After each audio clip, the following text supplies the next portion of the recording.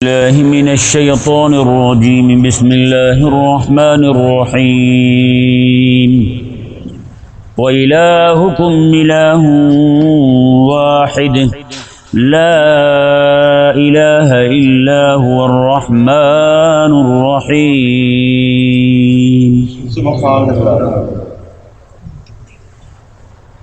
یہ ذہن میں رہے کہ آیت نمبر 162 تک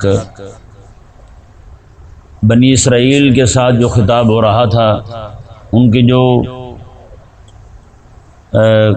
کچھ کرتوت بیان ہوئے حق کو چھپانے کے حوالے سے، حق کی مخالفت کے حوالے سے، ان کے بیان کے بعد آیت نمبر 163 سے بنی اسماعیل کو یعنی اس امت کو خطاب ہو رہا ہے۔ اب سورت کے آخر تک جتنا بھی خطاب چلے گا وہ سارے کا سارا اسی امت کے ساتھ ہوگا، جو آقا علیہ السلام کی مخاطب ہیں انہی کے ساتھ خطاب ہوگا۔ یہ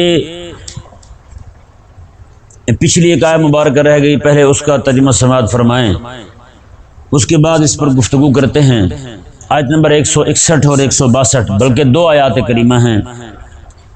پیچھے رب تبارک و تعالی نے ارشاد فرمایا کہ وہ لوگ جو حق کو چھپاتے ہیں اگر وہ توبہ کر لیں اور حق کو بیان کرنا شروع کر دیں تو ہم ان کی توبہ قبول فرمائیں گے، اور ہم بہت زیادہ توبہ قبول کرنے والے بہت مہربان ہیں۔ آگے رب تبارک و تعالی نے ارشاد فرمایا جو کافر ہی رہے پھر حق کو نہ مانے، حق کی طرف نہ آئے، اس کا حال کیا ہے؟ یہود و نصارہ، ہندو، سکھ، جتنے بھی بدھو ہیں، سارے کے سارے جتنے بھی کافر ہیں، ان سب کا حال رب تبارک و تعالی نے سایہ مبارکہ میں بیان فرمایا۔ فرمایا کہ ان الذین کفروا وماتوا وهم کفار، میں بے شک وہ لوگ جو کافر ہیں اور کفر کی حالت میں ہی مر جائیں، کفر کی حالت میں مر جائیں، اولئک علیہم لعنت اللہ والملائکۃ والناس اجمعین، میں یہی ہیں وہ لوگ جن پر رب تعالیٰ کی بھی لعنت ہے، اس کے فرشتوں کی بھی لعنت ہے، اور تمام لوگوں کی لعنت ہے، ان پر لعنت ہی لعنت ہے۔ اور فرمایا کہ خالدین فیہا، اس لعنت میں ہمیشہ رہیں گے، اس جہنم میں ہمیشہ رہیں گے، لا یخفف عنہم العذاب ولا هم ینظرون، اور نہ انہیں ان کے عذاب میں تخفیف کی جائے گی۔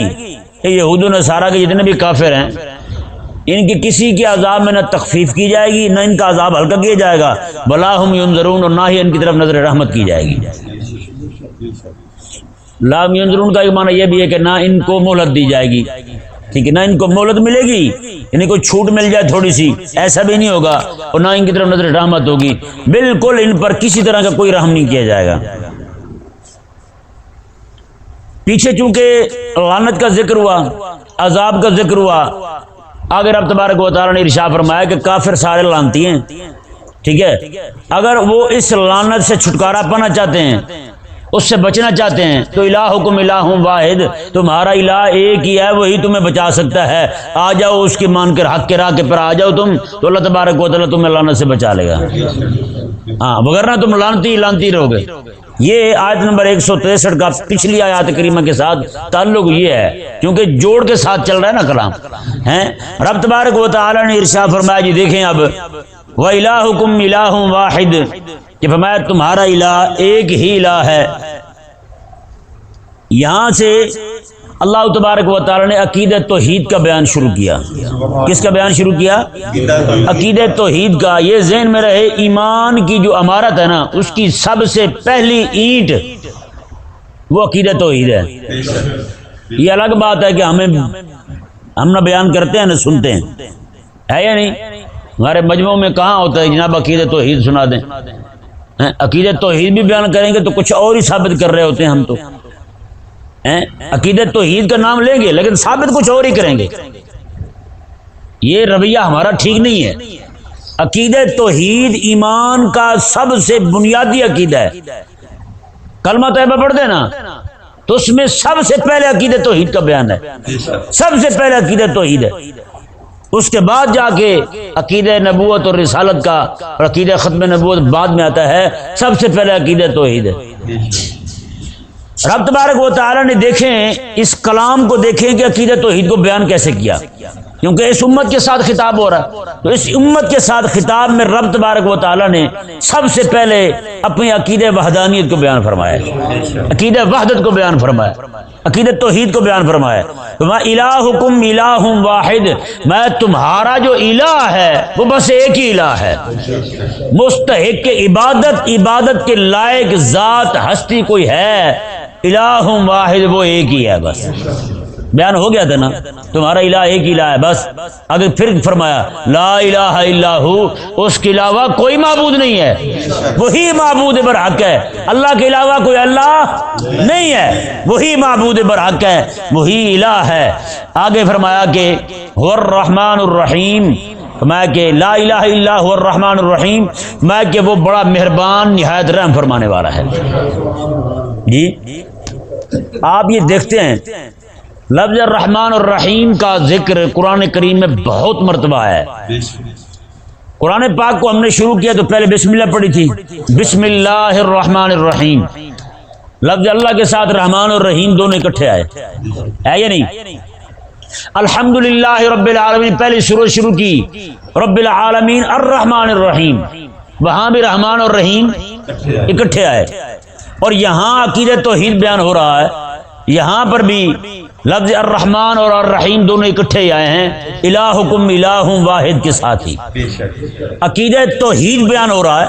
عقیدہ توحید کے ضمن میں رب تبارک و تعالی نے اپنی دو صفات جن کا ذکر کیا وہ ہیں رحمان اور رحیم۔ وہ صفات کون سی ہیں؟ رحمان اور رحیم، یہ دو صفتیں اللہ تبارک و تعالی کی، اللہ تبارک و تعالی نے ان دونوں کو عقیدہ توحید کے بیان میں، عقیدہ توحید بیان کرتے ہوئے اپنا تعارف جن دو صفات کے ساتھ کیا وہ رحمان اور رحیم۔ کہ نہیں سمجھ آیا مسئلہ؟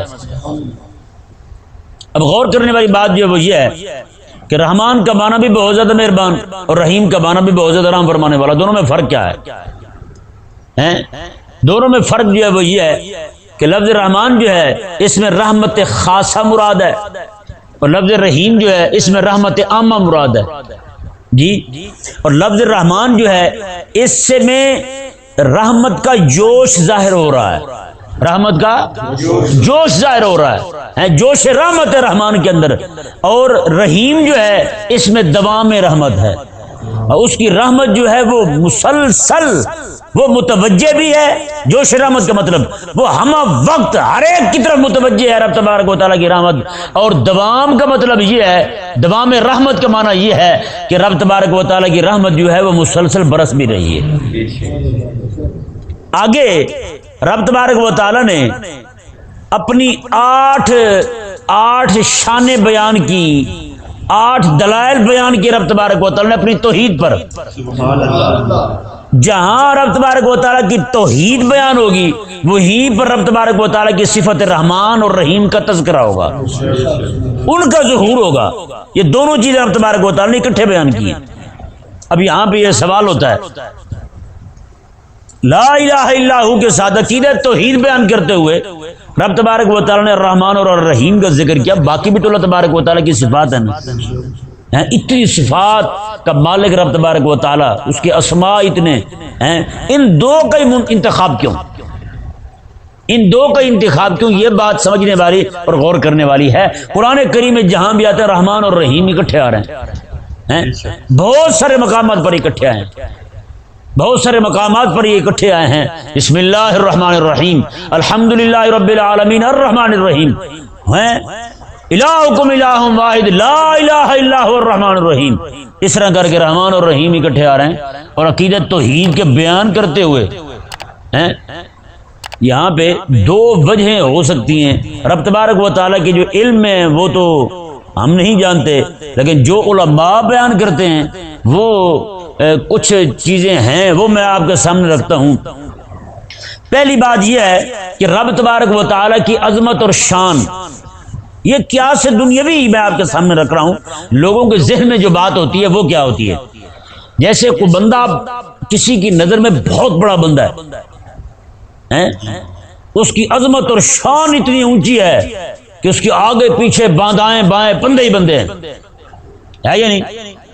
وہ باہر بھی نکلے تو آگے پیچھے گاڑیاں پولیس بھی ساتھ ہے، آگے پیچھے اور بھی لوگ ساتھ ہیں اس کے، اور بھی گاڑیاں لوگ بھی ساتھ ہیں اس کے.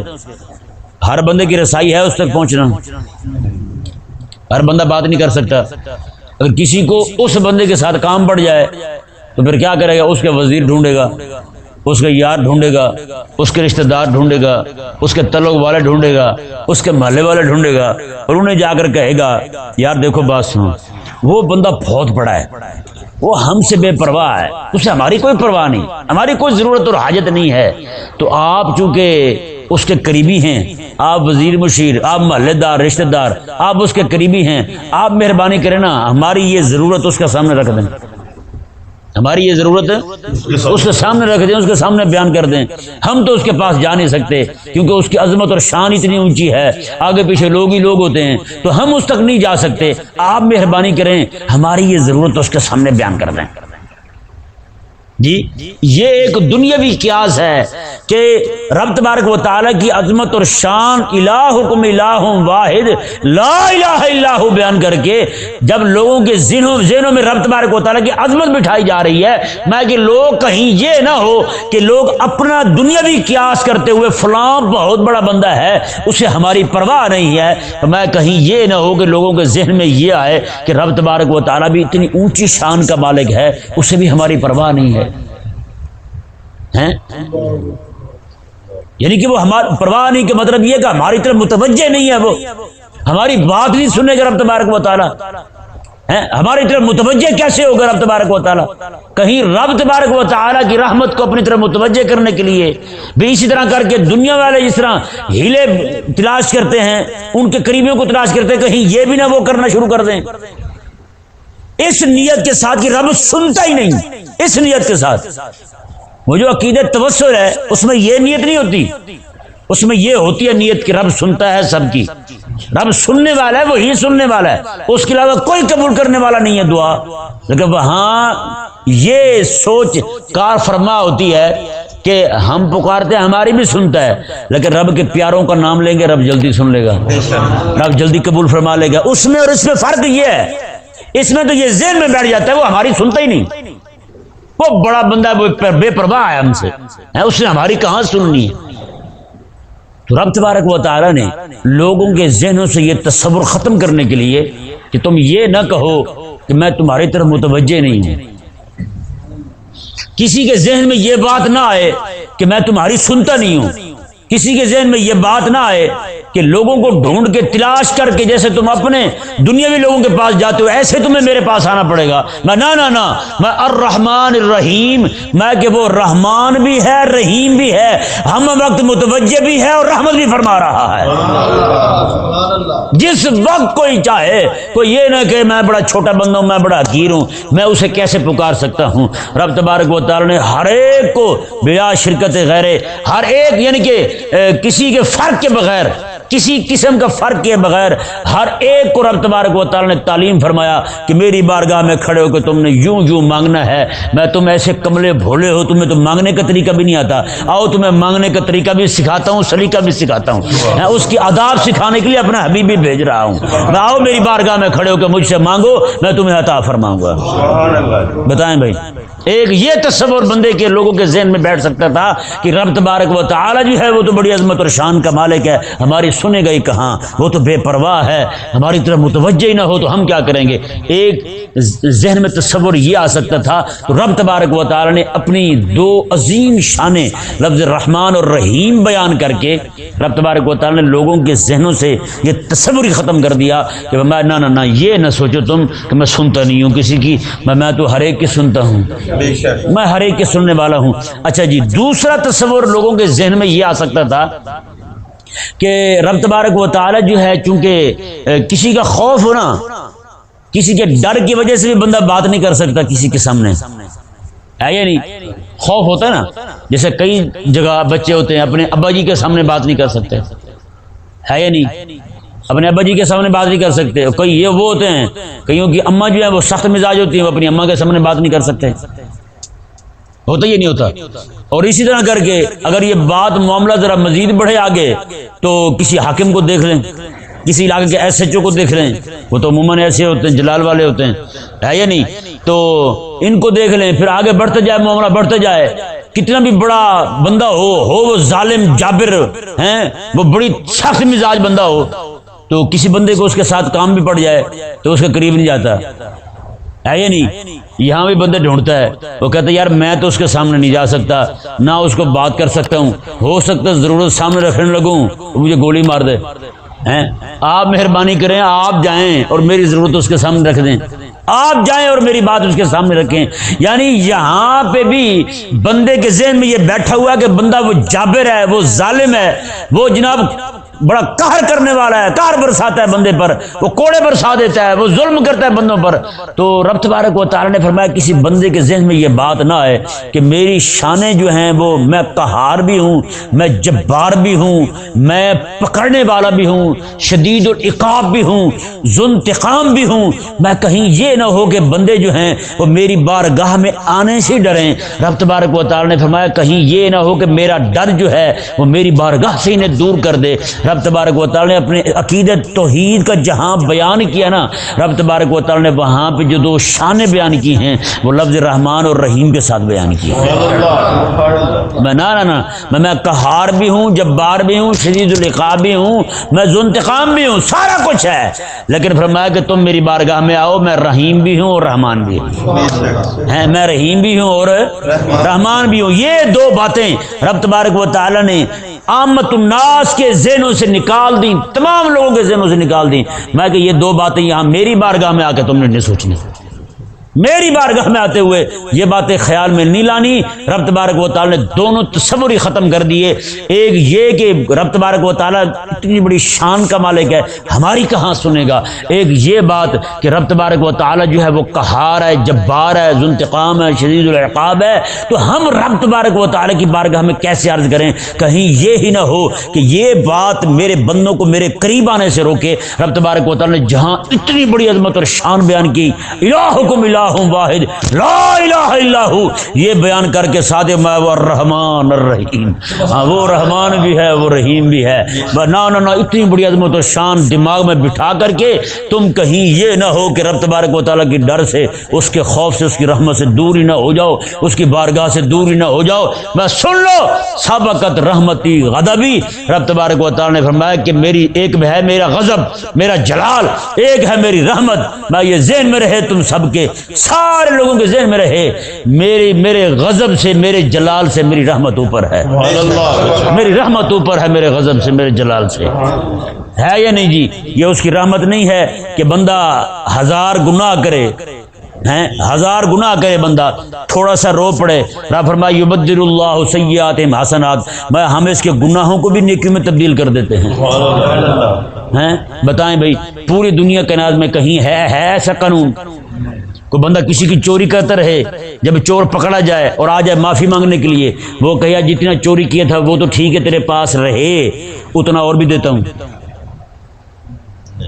وہ تو چوری والا جو کمایا تھا اس نے وہ تو نجائز تھا نا اس کے پاس، وہ اور بھی اسے دے دے، لیکن قربان جائے خالق اور مالک کی شان پر، میں تو نے اتنے گناہ کیے ہیں تجھے بخشتا بھی ہوں، جتنے تیرے گناہ ہیں نا ان کے بدلے میں اتنی نیکیاں بھی تیرے نام اعمال میں لکھتا ہوں، کیونکہ مخلص ہو کے آ گیا نا تو، اب مخلص ہو کے آ گئے نا تو، اب فرمایا کہ نان اب وہ بات نہیں رہی، ذو انتقام، شدید العقاب، قہار اور جبار، نانا اب تو ہمارا مخلص بندہ بن کے آ گیا ہے۔ میں کی عظمت بٹھا ذہن میں، جب عظمت بیٹھی نا دل میں تو بندہ ڈر گیا، اس نے کہا کیا کروں اب میں، وہ رونے کے لیے وہ رونے دھونے لگا، رب کی بارگاہ میں جب آیا تو رب تبارک و تعالی نے فرمایا تو اب میری دو شانیں یاد کر، میں رحیم بھی ہوں اور رحمان بھی ہوں۔ کیسی بات ہے؟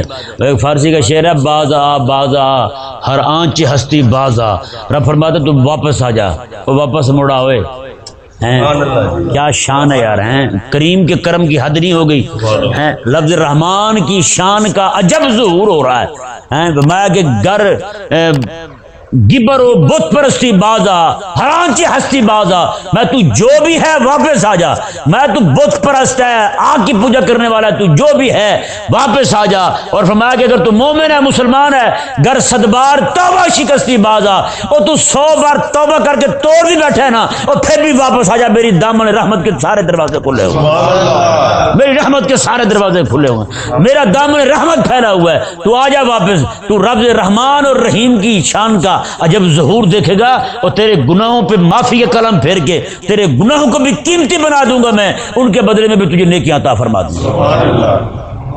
بتائیں بھائی کیسی شان کا ظہور ہو رہا ہے، کیسے رب تبارک و تعالی نے اپنی عظمت کو بیان فرمایا، اور لفظ رحمان اور رحیم کا عجب اظہار ہو رہا ہے۔ آگے دیکھیں جی، آگے انہی دو چیزوں کا، الوہیت وحدانیت وحدت توحید، اس کا اور اگر رب تبارک و تعالی کی صفت خالق کا، خالقیت کا، مالکیت کا ہے، اور اس کے جناب رحمان اور رحیم کا اظہار رب تبارک و تعالی فرما رہا ہے، اور آگے 8 قسم کے دلائل بیان کیے اپنے الہ واحد ہونے پر اور رحیم اور رحمان ہونے پر۔ دیکھیں جی، رب تبارک و تعالی نے ارشاد فرمایا ان فی خلق السماوات والارض، بے شک آسمانوں اور زمینوں کی تخلیق میں، آسمانوں اور زمینوں کی تخلیق میں رب تبارک و تعالیٰ کے الہ ہونے اور رحمان اور رحیم ہونے کی بڑی دلیل ہے۔ بتائیں بھائی، یہ زمین جو رب تبارک و تعالیٰ نے بنائی ہے، جیسے میں نے پہلے بیان کیا تھا، اگر یہ کچڑ کی طرح ہوتی تو کوئی چل بھی نہیں سکتا ہے۔ جس کو دیکھے وہ کہتے جی میں لاہور میں پھنسا ہوا ہوں، کوئی کہتا میں وہ کہیں جا ہی نہیں سکتے، پھنسے ہی ہوتے ہیں۔ کسی وہ سینکڑوں ایکڑ رقبہ ہو، وہاں پہ پانی بھرا ہوا ہو، زمین ساری کچڑ والی گبڑ والی ہو، تو بتائیں کوئی بندہ وہاں سے نکل سکتا ہے؟ وہ تو بھوکا پیاسا فوت ہی ہو جائے گا نکلتے نکلتے، ہے یا نہیں؟ رب تبارک و تعالیٰ نے فرمایا زمین کی تخلیق میں اور آسمان کی تخلیق میں رب تبارک و تعالیٰ کی وحدانیت کی دلیل ہے اور اس کے رحمان اور رحیم ہونے کی دلیل ہے۔ زمین نہ سخت بنائی اتنی، نہ نرم بنائی کہ بندہ پھنسا ہی رہے، اور نہ ہی سخت بنائی کہ لوہے کی طرح ہو تو بندہ کچھ کاشت ہی نہ کر سکے۔ زمین لوہے کی طرح ہوتی، کچھ بھی نہ نکلتا اس میں سے، تو کیا کرتے بندے؟ بتائیں لوگ تو ایسے بیٹھے رہتے، نہ اس میں سے سبزیاں اگتی، نہ اناج اگتا، نہ پھل اگتے، کچھ بھی نہ اگتا۔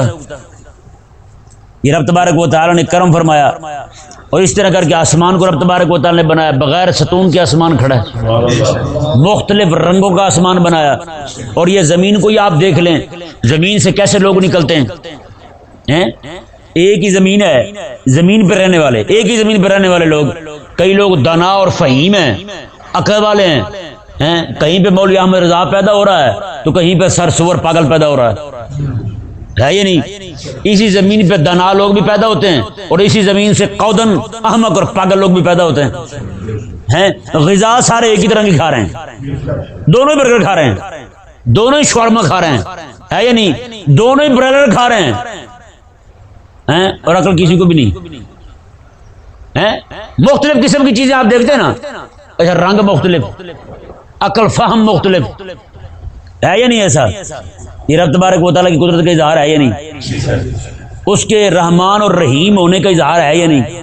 اچھا آگے دیکھیں جی، اختلاف اللیل والنہار، اور رات اور دن کے اختلاف میں، رات دن کے اختلاف ایک تو یہ ہے کہ رات چلی گئی دن آ گیا، دن آ گیا رات چلی گئی، اس طرح کر کے یہ اختلاف ہے، اور دوسرا اختلاف یہ ہے رات بڑی ہو گئی دن چھوٹا ہو گیا، دن چھوٹا ہو گیا رات بڑی ہو گئی، ہے یہ نہیں؟ جیسے رات اور دن کا اختلاف ایک یہ بھی ہے، دن کے وقت جو ہے وہ بندے کے اندر چستی ہوتی ہے، اچھل کود کرنے کو دل کرتا ہے یا نہیں؟ رات کو سستی چڑھی ہوتی ہے۔ دن کے وقت بندہ چست ہوتا ہے، کام کرتا رہتا ہے، رات کے وقت سستی چڑھی ہوتی ہے، وہ آرام کرتا ہے۔ اگر دن ہی دن ہوتا، رات ہوتی نا، تو لوگ کھچ ہو جاتے۔ کیا کرتے لوگ؟ رات ہی رات ہوتی، اندھیرا ہی اندھیرا ہوتا تو کیا کرتے لوگ؟ وہ جو درخت، وہ جو پھل، وہ جو اناج سارے کے سارے کچھ رات کی ٹھنڈک سے کچھ دن کی گرمی سے پکتے ہیں، وہ ویسے کے ویسے رہ جاتے، ہے یا نہیں؟ سورج کی گرمی سے پکتے ہیں اور چاند کی روشنی سے میٹھے ہوتے ہیں۔ اگر سورج نہ ہوتا تو پکتے نہ ہیں، اور چاند نہ ہوتا تو پھیکے ہوتے، کڑوے ہوتے، کھٹے ٹیٹ ہوتے، ہر بندہ کھا کے منہ ایسے بنا رہا ہو جیسے نیبو چوپ کے بیٹھا ہو، ہے یا نہیں ایسا؟ تو یہ رب تبارک، یہ رات اور دن سبحان اللہ ہے، رب تبارک و تعالیٰ نے ان میں اختلاف رکھا ہم نے. پھر رات اور دن کو آپ آسمان کو دیکھیں ہیں، اس میں ستارے دیکھیں، سیارے دیکھیں، چاند کو دیکھیں، سورج کو دیکھیں ہیں، ان کے طلوع ہونے کے اوقات، غروب ہونے کے اوقات، سارے کے سارے اختلاف آپ دیکھیں. ایک کا دوسرے سے بڑے ہونا، ایک کا دوسرے سے چھوٹے ہونا، یہ رب تبارک و تعالیٰ کی وحدانیت کی اور رحمان اور رحیم ہونے کی دلیل ہے. یہی سورج نہ نکلتا، سورج کی پیدائش جو ہے رب تبارک و تعالیٰ کی توحید کی دلیل ہے، اللہ تعالیٰ کی وحدانیت کی دلیل ہے. اور سورج کا یہ جناب پورے دنیا کے، پوری زمین کے جناب پھلوں کو، اناج کو پکانا جو ہے رب تبارک و تعالیٰ کے رحمان اور رحیم ہونے کی دلیل ہے. اس طرح کر کے چاند کو پیدا کرنا رب تبارک و تعالیٰ کی توحید کی وحدانیت کی دلیل ہے، کیونکہ ایک ہی وقت میں جناب رب تبارک و تعالیٰ نے اسے پیدا فرمایا، پھر اسی کے حکم سے چل رہا ہے. کوئی اور ہوتا تو وہ اسے دائیں بائیں چلاتا، ادھر ادھر چلاتا تو یہ خراب ہو جاتا. ہاں جی، اس کا وجود ہونا، روزانہ سورج کا طلوع ہونا اور چاند کا طلوع ہونا اور اس کا غروب ہونا اپنے وقت پر، روزانہ رب تبارک و تعالیٰ کے ایک ہونے پر اعلان کرتا ہے. سورج رب تعالیٰ کے ایک ہونے پر جناب اعلان کرتا ہے، اور پھلوں کا میٹھے ہو جانا، پک جانا، اور ان کا جناب یہ روزانہ رب تبارک و تعالیٰ کے رحمان اور رحیم ہونے کا اظہار ہوتا ہے. یار میں کہتا ہوں قسم خدا کو، بندہ آم بھی کھانا جائے نا مارکیٹ میں، بازار میں چلے جائے آم لینے کے لیے، وہ آم بھی اس کا منہ چڑھا رہا ہوتا ہے مشرک کا ذریعہ. تمہیں حیا نہیں آتی؟ اور میرے رب کا کھا کے اسی کا انکار کرتا ہے تو. میرے رب کا کھا کے، جس رب تبارک و تعالیٰ نے تجھے یہ میٹھا آم دیا ہے، اسی رب تبارک و تعالیٰ نے چاند کو پیدا کیا، اسی نے سورج کو پیدا کیا، سورج نے اسے پکایا ہے، چاند نے اسے میٹھا کیا ہے. میٹھا کھا کے، پکا ہوا کھا کے پھر بھی کسی اور کے سامنے جھکتا ہے. اتنا بڑا بے غیرت ہے تمہیں حیا نہیں آئی؟ ایک گندم کا دانہ کھاتے ہوئے، میں کہتا ہوں قسم خدا کی، ایک گندم کا دانہ رب تبارک و تعالیٰ کی وحدانیت پر اور اس کے رحمان اور رحیم ہونے کی بہت بڑی دلیل ہے. باقی چیزیں ساری چھوڑیں، ایک گندم کا دانہ لے لینا، وہ بھی مشرکوں کا منہ چڑھا رہا ہوتا ہے. تمہیں حیا نہیں آتی؟ بڑے کمینے ہوتے ہو، بڑے بے شرم ہو، بڑے پاگل ہو. تم کیا کرتے پھرتے ہو؟ جس رب نے مجھے بنایا ہے، جس رب نے مجھے پیدا کیا ہے، کومپل نکالی، پودا بنایا، پھر مجھے پکایا سورج نکال کے، پھر میرے اندر ایک خاص قسم کی لذت رکھی چاند کی روشنی دے کر، اس رب تبارک و تعالیٰ کا انکار کرتا ہے. تیرے سے بڑا بے حیا کون ہوگا؟ دنیا جہان کی ایک ایک چیز کو آپ دیکھیں، زمین میں خالق اور مالک نے کیسے اختلاف رکھا یار. ہے مٹی، اسی میں سے میٹھی کھجور نکل رہی ہے، اسی میں سے کھٹا لیمو نکل رہا ہے، اسی میں سے کڑوا کوڑا کوڑتما نکل رہا ہے. کوڑتما کہتے ہیں نا اسے، وہ نکل رہا ہے جناب. ایسی ایسی چیزیں رب تبارک و تعالیٰ نے یہ محض اس کے حکم سے نکل رہی ہے یا نہیں؟ ورنہ جناب کو بندہ ایک ہی مکھن ہو، ایک ہی مٹکے سے نکالے، یہ کڑوا ہو، یہ میٹھا ہو، یہ پھیکا ہو، یہ کسی اور مزے کا، یہ کسی اور رنگ کا ہوتا ہے، یا ایک ہی رنگ ہوتا ہے؟ سارا ایک ہی ہوتا ہے نا. لیکن خالق اور مالک کی صفت رحمان بھی دیکھیں، صفت رحیم بھی دیکھیں، صفت الوہیت بھی دیکھیں. سبحان اللہ. اگا رہا ہے یہ رب تبارک و تعالیٰ کی، جہاں پہ الوہیت کی دلیل ہے وہیں پہ اس کے رحمان اور رحیم ہونے کی بھی دلیل ہے. مہربان جو ہوا، بندے پیدا کیے، ان کے لیے اناج اگا رہا ہے، ان کے لیے پھل اگا رہا ہے. پھر زمین ایک ہے، رنگ برنگے پھل اگا رہا ہے، مختلف لذت کے، مختلف مزے کے پھل اگا رہا ہے رب تبارک و تعالیٰ کا. پھر مختلف اناج اگا رہا ہے رب تبارک و تعالیٰ. پھر معدے کے اندر قبول کرنے کی رب تبارک و تعالیٰ نے وقت رکھ دی، اس کے اندر یہ احساس پیدا کر دیا کس چیز کو قبول کرنا، کس کو قبول نہیں کرنا. پھر ناک کے اندر حس رکھ دی کہ غلط چیز میرے تک پہنچنے نہیں دیتا. ناک کے اندر ایسی حس رکھی کہ فوراً میدے کا، یہ دماغ کا ہارن بجنا شروع ہو جاتا ہے، ناک بندے کا چڑھنا شروع ہو جاتا ہے. نہیں یہ نہیں کھانی. بتائیں میرے تک تو گیا ہی نہیں. قبول کرنا نہ کرنا تو میدے کا کام تھا، پہلے الارم بجنا شروع ہو گیا. یہ رب تبارک و تعالیٰ نے رکھا ہے ہمارے اندر. اتنا کچھ دیکھنے کے بعد بھی الو کا پٹھا ہی ہوگا جو میرے رب کو چھوڑ کر کسی اور کے سامنے جھکنا شروع کر دے. اس سے بڑا پاگل کا ہی کوئی نہیں ہے پوری کائنات کے اندر جو رب تبارک و تعالیٰ کی الوہیت کے، وحدانیت کے، توحید کے، وحدت کے دلائل دیکھ کر، رحمان اور رحیم ہونے کا عجب اظہار دیکھ کر پھر کسی اور کے سامنے جھکتا رہے. دیکھیں جی رب تبارک و تعالیٰ نے ارشاد فرمایا سبحان اللہ، میں کہ والفلک التی تجری فی البحر بما ينفع الناس، اور کشتیاں، بڑی بڑی کشتیاں جو سمندر میں چلتی ہیں جس میں لوگوں کو نفع ہوتا ہے، میں ان میں بھی رب تبارک و تعالیٰ کے واحد ہونے کی، الہ واحد ہونے کی اور رحمان اور رحیم ہونے کی بڑی دلیل ہے. ان میں بھی بڑی دلیل ہے. وہ کیسے جی؟ ایک تولہ لوہا، ایک تولہ سونا چاندی پتل تانبا آپ پانی میں پھینک دیں، ڈوبے گا نہیں؟ 1 کلو پانی میں 1 تولہ سونا، 1 تولہ چاندی، 1 تولہ پتل یہ ڈوب جائے گا. جہاں پہ اربوں خربوں ہماری گنتی ختم ہو جائے، سمندر اتنے ٹن پانی کھڑا ہو وہاں پہ پورا جہاز لوہے کا چھوڑ دیا جائے اور وہ نہ ڈوبے. یار یہ میرے رب تبارک و تعالیٰ کے واحد ہونے کی دلیل نہیں ہے. پانی کا لوہے کا مزاج ہی نہیں ملتا. تھوڑا سا ڈالا نہ ڈوب گیا. جب تھوڑا ڈوب رہا ہے تو زیادہ کو بھی ڈوبنا چاہیے، ہے یہ نہیں؟ پانی کا اور لوہے کا مزاج نہیں. پانی کا کام ہے ڈبو لینا، لوہے کا کام ہے ڈوب جانا.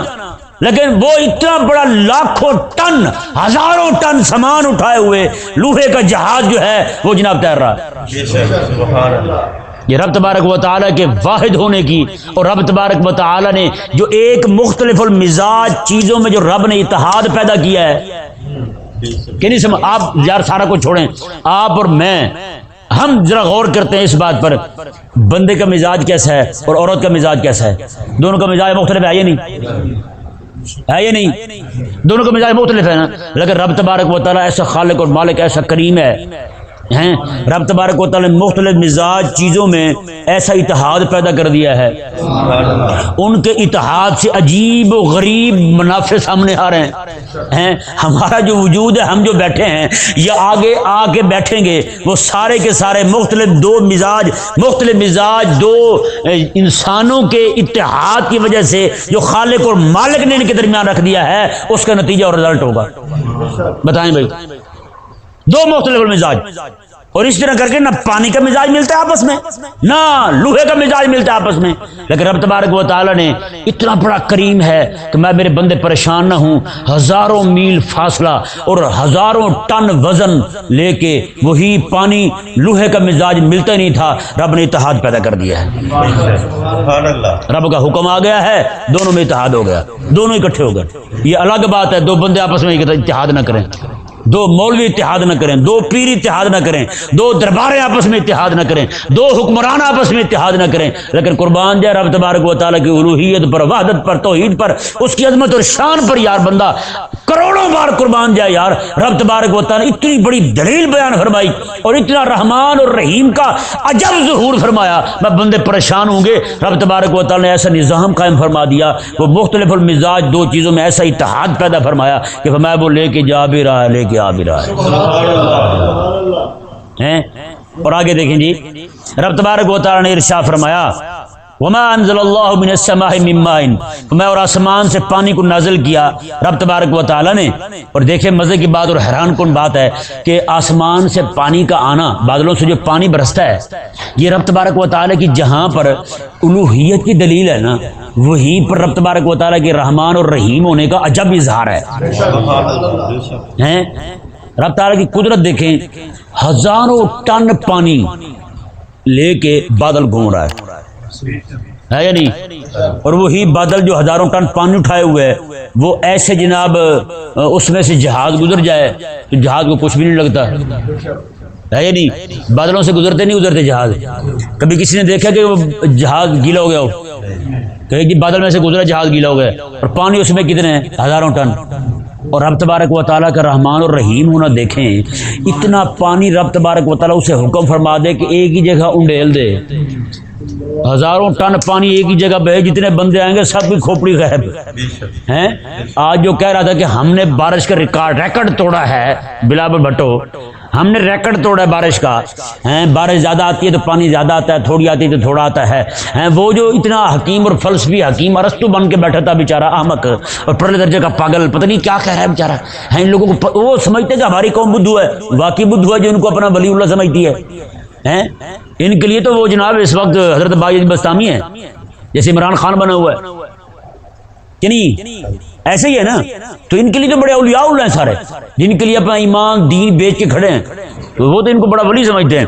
تو رب تبارک و تعالیٰ اگر یہی بارش ایک ہی جگہ پہ پڑ جاتی، بتائیں لوگوں کے مکان تباہ ہوتے نہ ہوتے ہیں؟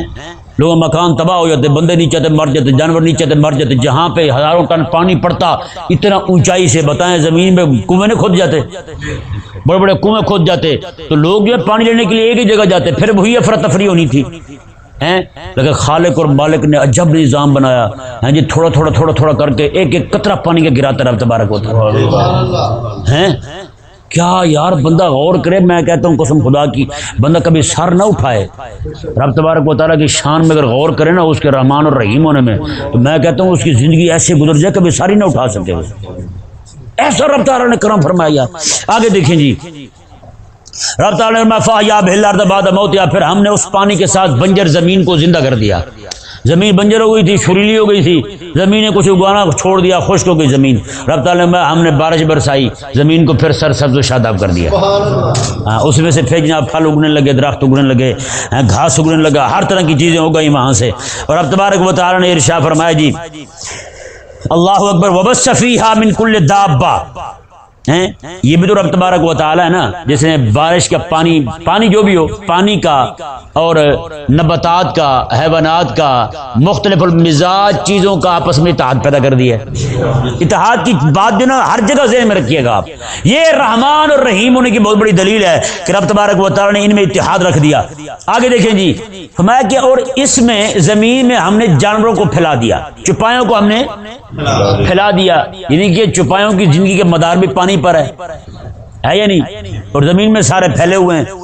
رب تبارک و تعالی نے یہ بھی بڑا کرم فرمایا، مختلف المزاج جانور اور انسان کا مزاج ملتا ہی نہیں ہے یا نہیں، کہ ملتا ہے، لیکن وہی جانور جو ہے، اسی جانور سے حاصل ہونے والا دودھ انسان کے لیے مزاج کے موافق بنا دیا، اسی جانور سے حاصل ہونے والا گوشت انسان کے مزاج کے موافق بنا دیا، بلکہ اس کی طبیعت کے لیے مرغوب بنا دیا۔ بندے کی طبیعت چاہتی ہے کہ میں گوشت کھاؤں، بندے کی طبیعت چاہتی ہے کہ میں دودھ پیوں، ہے یا نہیں ایسا؟ اور مزیدار بات دیکھیں، پھر رب تبارک و تعالی مختلف المزاج دو چیزیں جو ہیں ان میں اتحاد ایسا قائم فرمایا رب تبارک و تعالیٰ نے کہ وہ گدھا جو ہر وقت ٹانگیں مارتا رہتا ہے، انسانوں کے ساتھ رہتا ہی نہیں، اسی گدھے کو رب تبارک و تعالیٰ نے بندے کے تابع کر دیا ہیں، اسی بیل کو، اونٹ کو، گھوڑے کو، خچر کو ان کے تابع کر دیا۔ ایسا اتحاد پیدا فرمایا رب تبارک و تعالیٰ نے ان دو مختلف المزاج چیزوں کے اندر۔ وہی جانور جو بھاگنے والے تھے، اچھل کود کرنے والے تھے، چھوٹے سے بچے کے تابع دار بن کے کھڑے ہوتے ہیں۔ بتائیں بھائی، یہ اس کے رحمان اور رحیم ہونے کی دلیل ہے یا نہیں؟ اس کی الوہیت کی دلیل ہے۔ آگے فرمایا رب تبارک و تعالیٰ نے وہ تصریف الریاح، اور ہواؤں کا چلنا جو ہے یہ بھی رب تبارک و تعالیٰ کی توحید کی اور رب تبارک و تعالیٰ کی رحمان اور رحیم ہونے کی دلیل ہے۔ وہی ہوائیں جو ہیں وہ کبھی گرم چلتی ہیں، کبھی ٹھنڈی ہیں، وہ سورج کی گرمی اس میں شامل ہو تو وہ گرم ہوا اناج کو لگے، پھل کو لگے تو پکانا شروع ہو جائے، وہی ہوا اس میں چاند کی ٹھنڈک آ جائے اس میں تو وہی ہوا جو ہے اناج کو لگے تو میٹھا ہونا شروع ہو جائے، پھلوں کو لگے تو میٹھا ہونا شروع ہو جائیں جی۔ وہی ہوا اگر ٹھنڈی ٹھنڈی چلتی رہے تو بندے بیمار ہو جائیں، اگر وہ گرم ہی گرم چلتے رہے تو بندے ابل جائیں سارے، ہے یا نہیں؟ تو رب تبارک و تعالیٰ نے ہوا کے اندر ٹھنڈا ہونا اور اس کا جناب گرم ہونا اور پھر اسی ہوا کا تیز ہونا، مدھم ہونا، درمیانہ ہونا، یہ رب تبارک و تعالیٰ تصریف الریاح جو رکھا۔ پھر شرقی ہوا، مشرقی ہوا، مغربی ہوا، شمالی ہوا، جنوبی ہوا، کون سی ہوا سے جناب بادل ادھر کو جاتے ہیں، کون سی ہوا سے ادھر کو جاتے ہیں، ہر ایک چیز رب تبارک و تعالیٰ نے۔ یہاں تک حضور کے صحابہ فرماتے ہیں اگر رب تبارک و تعالیٰ صرف 3 دن کے لیے ہوا کو روک دینا، پوری دنیا اپنی بدبو سے مر جائے، پوری دنیا اپنی ہی بدبو سے مر جائے، اتنی بدبو ہے۔ یہ ہوا رب تبارک و تعالیٰ نے پیدا فرمائی جو بدبو کو دور کرتی ہے۔ بتائیں یار، کو بندہ بیٹھا ہوا ایسے ہی کوئی غیر طبعی بدبو وہاں پھیل جائے، کوئی بھی کسی بھی چیز کی بدبو پھیل جائے تو بتائیں اگر ہوا نہ ہو تو بدبو کھڑی ہی رہے ہیں۔ تو بندہ صرف اسی بات پہ غور کرے نا، میں کہتا ہوں قسم خدا کی، وہ رب تبارک و تعالیٰ کے رحمان اور رحیم ہونے کے سامنے جو سر سجدے میں رکھے کبھی اٹھائے ہی نہ۔ یہ ہوا ہی ہے جو بدبو کو دور کرتی ہے، یہ ہوا ہی ہے جو ہمارے لیے سانس کا باعث ہے۔ یہ رب تبارک و تعالیٰ میں تصریف الریاح، میں یہ ہواؤں میں، اور آگے میں والسحاب المسخر بین السماء والارض، میں اور یہ بادل جو قابو کیے ہوئے ہیں آسمانوں میں اور زمینوں کے مابین، میں یہ بھی چلتے پھرتے رب تبارک و تعالیٰ کی الوہیت کی، رب تبارک و تعالیٰ کے خالق اور مالک ہونے کی، رب تبارک و تعالیٰ کے رحمان اور رحیم ہونے کی بہت بڑی دلیل ہے۔ اللہ اکبر۔ آگے پتہ کیا فرمایا رب تبارک و تعالیٰ نے؟ بات ہی ختم فرما دی، میں ان سب چیزوں میں لآیات لقوم یعقلون، میں اس میں عقل والوں کے لیے نشانیاں ہیں۔ سبحان اللہ۔ یہ نہیں میں جو بیان ہو چکے ہیں بس یہی ہے، میں نہ تم غور کرتے جاؤ، نشانیاں تمہیں نظر آتی جائیں گی۔ اب کیا ہوا؟ فرمایا کہ یہ ساری چیزیں، یہ کہتے ہیں سینس رب تبارک و تعالیٰ نے وہ ساری چیزیں بیان فرمائی، بیان کر کے رب تعالیٰ اس میں عقل والوں کے لیے نشانیاں ہیں، یعنی عقل والے جو ہیں وہ ان ساری چیزوں میں غور و فکر کر کے تدبر کر کے رب تبارک و تعالیٰ کے ایک ہونے پر ایمان لاتے ہیں اور اس کے رحمان اور رحیم ہونے پر ایمان لاتے ہیں۔ سائنسدان سارے پاگل کے پاگل ہیں، وہ جب ان چیزوں میں جتنا غور کرتے جاتے ہیں اتنا رب تعالیٰ کے منکر ہوتے جاتے ہیں، رب تعالیٰ کے منکر ہوتے جاتے ہیں۔ تو وہ سائنسدان نہیں ہیں، اور رب تعالیٰ انہیں فرماتے ہیں وہ عقل والے نہیں ہیں جو ان میں غور کرتے جائیں اور رب کے ہی منکر ہوتے جائیں۔ اب بتائیں یار، ہم نے تھوڑا سا بات کو کھولا ہے، رب تبارک و تعالیٰ کی ذات پر ایمان کیسا ہی تازہ ہوا ہے، اس کے رحمان اور رحیم ہونے پر، الوہیت پر، عبادت پر، توحید پر کیسا مزہ آ گیا یار۔ یہ باتیں کر کے اور سن کے ایمان تازہ ہو گیا ہے۔ تو بتائیں اگر یہ الو کے پٹھے جو سائنسدان بنے پھرتے ہیں، یہ اگر اس طرح غور کریں جیسے رب تبارک و تعالیٰ غور کرنے کا منہج دے رہا ہے ہمیں، تو انہیں سمجھنا ہے پھر رب تبارک و تعالیٰ کی توحید کی۔ یہ منکر کیوں ہو جائیں؟ یہ توحید رب کے وجود کے منکر ہو جاتے ہیں پاگل کے بچے۔ اس لیے رب تبارک و تعالیٰ نے ان فی ذلک لآیات لقوم یعقلون، یہ پرویز ہود جو ہے نامراد، ہود بھائی جسے کہتے ہیں منحوس کو، الو کا پٹھا ہے، قرآن کا دشمن ہے، رسول اللہ کا دشمن ہے، پردے کا انکار کرتا ہے، مذاق اڑاتا ہے پردے کا، کہتا ہے جو پردہ کرتی نا عورتیں یہ پاگل ہیں۔ ٹی وی پہ بیٹھ کے کہا ہے اس نے، نیشنل ٹی وی پہ بیٹھ کے کہا ہے، یہ دین ہے نامراد حرام خور، ایک قائد اعظم یہودی یونیورسٹی کا اسلام آباد کی، وہ کہتا ہے شرعام کہتا ہے، وہ کہتا ہے یہ جھوٹے مولوی، یہ باتیں جو احادیث میں بیان ہوئی ہیں کچھ بھی نہیں ہے، نعوذ باللہ من ذالک۔ کہتے ہیں یہ ابن عربی میں جو لڑکیاں پردہ کرتی ہیں، کہتے کرتی رہے، مجھے کیا ہے ان کا، پاگل ہیں۔ توبہ نعوذ باللہ۔ رب تعالیٰ نے ان فی ذلک لآیات لقوم یعقلون، اس میں ضرور نشانی ہیں اس قوم کے لیے جو عقل والی ہو۔ کہتے ہیں ہماری پنجابی زبان میں عقل ہے تھے سوچاں عقل نہیں تھے موجاں، تو وہ موج ہی کر رہے ہیں، جن کو رب نے عقل دی ہے نا، فہم دیا ہے، وہ غور کرتے جاتے ہیں، رب تعالیٰ کی بارگاہ میں ان کا سر زیادہ جھکتا جاتا ہے۔ اور جن کو عقل نہیں ہے وہ پاگل ہیں، وہ موجی کر رہے ہیں، پھر وہ کہتے ہیں جب رب ہے ہی نہیں، عبادت کیا ہے، اس کو ماننا کیا، اس کی توحید کیا، پھر رحمان اور رحیم ہونے کا ماننا کیا۔ اللہ تبارک و تعالیٰ کی بارگاہ میں دعا ہے اللہ تعالیٰ حضور کی ساری امت کا ایمان محفوظ فرمائے۔